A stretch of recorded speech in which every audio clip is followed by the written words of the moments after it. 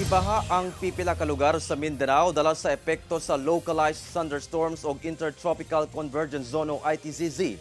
Ani ang report. Usa ka lane na lang ang gipaagian sa National Highway sa Tantangan, South Cotabato, Miyerkules sa hapon, dihang gibaha atol sa kusog nga ulan.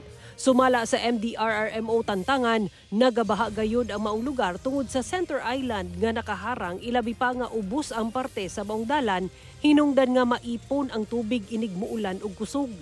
Hinuon mihubas ra ang tubig baha human sa 2 ka oras. Sumala sa pag-asa ang nasinating pag-ulan epekto sa localized thunderstorms.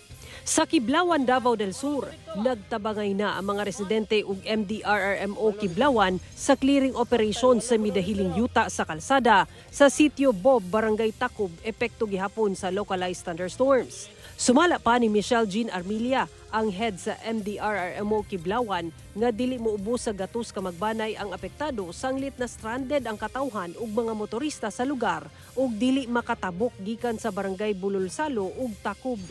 Duna say usa ka panimalay ang naigo sa midahiling yuta.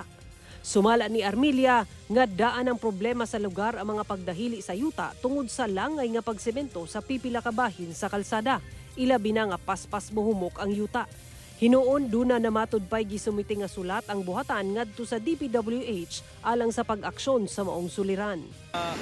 Tabang diri kay grabe na ang niapaw na ni sa mga balayan.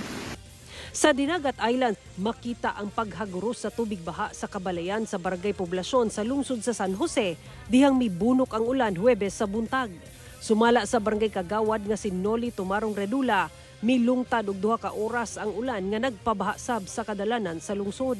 Miabot sa 4 ka balay ug 2 ka tindahan ang naguba sa maong barangay. Tungod sa ulan, gisuspende ang klase sa kinder ug elementary. Napuno sab sa tubig baha kining kadalanan sa Purukwan, Barangay Santo Niño sa Malaybalay City, Bukidnon adlaw Huwebes.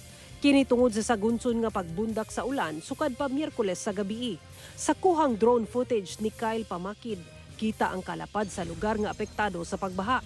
Kita sab ang mga humayan duol sa maong kalsada nga napuno na sa tubig baha nga nanulod na sab lakip na sa mga kabalayan duol sa lugar. Sa tala sa Malaybalay CDRRMO, anaa sa kapingatos ka magbanay ang apektado sa maong pagbaha. Human nga milapaw ang tubig sa mga creek ug suba duol sa mga barangay nga anaa sa bukirong bahin sa syudad. Hinuon walay natala nga naangol atol sa baha.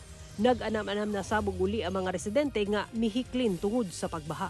Ang atong gibuhat karon is i-activate man sa City Government of Malaybalay ang Rapid Damage Assessment and Needs Analysis nga team kay para i-kuan gyud dito tanawon gyud sa kaning composite team Sumala sa pag-asa, epekto sa Intertropical Convergence Zone o ITCZ ang mga pag-ulan nga nasinati sa dakong bahin sa Mindanao. Sara Hilomen Velasco, 1 Mindanao.